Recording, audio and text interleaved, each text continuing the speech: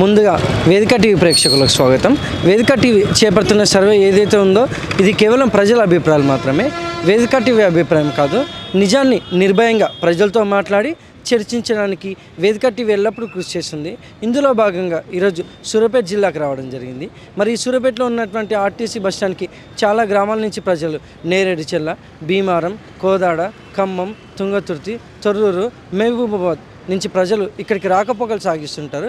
మరి ఇక్కడ ఉన్నటువంటి ప్రజలతో మాట్లాడి కాంగ్రెస్ హయాంలో రేవంత్ రెడ్డి గారి పాలన విధి విధానాలు ఏ విధంగా జరుగుతున్నాయి, మరి అలాగే గతంలో కేసీఆర్ గారి పాలన విధి విధానాలు ఏ విధంగా జరిగాయి అనే విషయాన్ని వాళ్ళ అభిప్రాయాల ద్వారా తెలుసుకునే ప్రయత్నం చేద్దాం. నమస్తే సార్. నమస్తే. మీ పేరు సార్? సురేందర్రావు. ఏం చేస్తుంటారు సార్? అగ్రికల్చర్. గ్రామం, మండలం? పెన్పాడు మండలం, గ్రామం కూడా పెన్పాడే. సీఎం రేవంత్ రెడ్డి గారి పాలనపై మీ అభిప్రాయం ఏంటి సార్? బాగాలేదు పరిపాలన, ఏది సక్రమంగా చేయట్లేదు. అంటే ఏ విధంగా ఏంది, రైతు బంధు ఇవ్వట్లే, రుణమాఫీ చక్కగా చేయలేదు, తర్వాత పెన్షన్లు ఇస్తా అన్నాడు ఇవ్వలేదు, 4000 పెన్షన్ ఇస్తా అన్నాడు ఇవ్వలేదు, ఏ కార్యక్రమం కరెక్ట్ లేదు. ఇంకా టైం ఏమి, 2 సంవత్సరాలు అయిపోతుంది, ఇంకెప్పుడు చేస్తాడు, ఇంకెన్ని రోజులు టైం పడుతుంది, ఓ సంవత్సరం అంటే ఆగుతారు జనం. 2 కార్ల రైతు బంధు కూడా వేయలేదు ఇంతవరకు, అవి ఎగ్గొట్టాడు, అది ప్రాబ్లం. మరి బడ్జెట్ విధంగా చూసుకుంటే ఏం చెప్తారు? బడ్జెట్ మీద మనకేం తెలియదు, ఐడియా లేదు, అది ఎట్లా ఉన్నది అనేది మనకెట్లా తెలుస్తుంది, ఎంత ఉంది ఏంటి అని. మరి గతంలో కేసీఆర్ గారి పాలనపై మీ అభిప్రాయం ఏంటి సార్? కేసీఆర్ కరెక్ట్ టైంకి ఇచ్చాడు కదా రైతులకు, అనుకున్న టైంకి ఇచ్చాడు. రైతు వ్యవసాయం చేసే రైతుకు ఎప్పుడు కావాలి, వ్యవసాయం పొలాలు దుక్కులు దున్ని చేసే ముందు విత్తనాలకు కావాలి డబ్బు, ఆ టైంకి రైతుకి ఇచ్చేసాడు కదా. రేవంత్ రెడ్డి ఏమి ఇవ్వలేదు. నమస్తే సార్. నమస్తే అండి. మీ పేరు సార్? నా పేరు రవి అండి. ఏం చేస్తుంటారు సార్? నేను జాబ్ చేస్తుంటా అండి. గ్రామం, మండలం? గ్రామం లింగంపల్లి, మండలం నూతనకల్. సీఎం రేవంత్ రెడ్డి గారి పాలనపై మీ అభిప్రాయం ఏంటి సార్? నా అభిప్రాయం ఏంటంటే, నాకు ఇప్పటి వరకు రేవంత్ రెడ్డి పరిపాలన నాకు లాభమే జరిగింది కానీ నష్టమైతే జరగలేదు.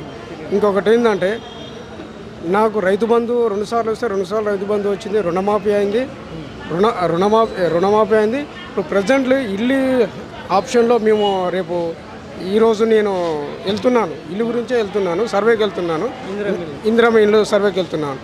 ఈ సబ్జెక్ట్లో నాకైతే రేవంత్ రెడ్డి పరిపాలన నాకు మంచిగానే ఉంది. అంతే అండి. ఇంకా మరి గతంలో కేసీఆర్ గారి పాలనపై మీ అభిప్రాయం ఏంటి సార్? కేసీఆర్ పరిపాలన నాకు ఎలాంటి కూడా లాభం జరగలేదు. అసలు కేసీఆర్ వల్ల నాకు ఎలాంటి యూజ్ కూడా లేదు. 100% చెప్తున్నాను. కేసీఆర్ 10 సంవత్సరాల్లో ఉన్న 10 సంవత్సరాల్లో ఏ రోజు కూడా నాకు నష్టమే కానీ లాభం అయితే ఎక్కడ కూడా జరగలేదు. అది ఇప్పుడు కూడా నేను చెప్తున్నా, రేవంత్ రెడ్డి పరిపాలనలో మా ఇంట్లో ఇప్పుడు జాబ్ పర్పస్లో మా మిస్సెస్ సిటీలో జాబ్కి వెళ్తున్నప్పుడు నాకు నెలకు వచ్చేసి 1200 మిగిలిపోతున్నాయి. 100% మిగిలిపోతున్నాయి అండి. అదే కేసీఆర్ పరిపాలన రూపాయి కూడా మీరు నాకు మిగలలే. నాకు నష్టమే జరిగింది హైదరాబాద్లో ఉంటే. నాకు ఇప్పుడు హైదరాబాద్లో ఉండడం వల్ల నాకు కొద్దిగా సేఫ్ అయిపోతున్నాను. 1200 అంటే నాకు పాల ప్యాకెట్ నా పిల్లల సంబంధించిన ఒక పాల బిల్లు వెళ్ళిపోతుందండి. దానివల్ల నేను ఎవరికి రేవంత్ రెడ్డికి సపోర్ట్ ఇచ్చగలుగుతాను. అంతే. Thank you sir. CM Revanth Reddy గారి పాలనపై మీ అభిప్రాయం ఏంటి సార్? సీఎం రేవంత్ రెడ్డి పాలనపై ఇంతవరకు పేదలకు ఇండ్లు ఇస్తామన్నారు, ఇండ్లు కూడా కట్టి ఇవ్వలేదు. పింఛన్లు 4000 అన్నారు, 4000 కూడా పింఛన్ లేదు. ప్రభుత్వం వల్ల ఏం సాయం పొందినట్టు లేదు మాకు. అందు గురించి కడబీద వాళ్ళను ఇబ్బందిగా చూస్తుండు. అందు గురించి ఇప్పటికైనా రేవంత్ రెడ్డి కళ్ళు తెరిచి కళ్ళు చేసుకొని అనుకున్నవి సాధించి పేదలకు పంచిపెట్టాలని మా అభిప్రాయం. మరి గతంలో కేసీఆర్ గారి పాలనపై మీ అభిప్రాయం ఏంటి సార్? గతంలో కేసీఆర్ పాలనపై ఆయన కూడా చాలా భూమి తగాదాల కబ్జా చేసుకున్నాడు. మళ్ళా పేదలకు ఇండ్లు ఇస్తానని ఆయన ఇచ్చిండు. ఆయన కొంతమందికి కట్టించారు, కొంతమంది కట్టేయలేదు. పేదలకు చాలా ఇబ్బంది చేసిండు ఆయన కూడా. కేసీఆర్ దళిత బంధు అన్నాడు, దళిత బంధు కూడా ఇచ్చేయలేదు. కొంతమందికి ఏమి ఇచ్చిండు, కొంతమందికి ఇవ్వలేదు.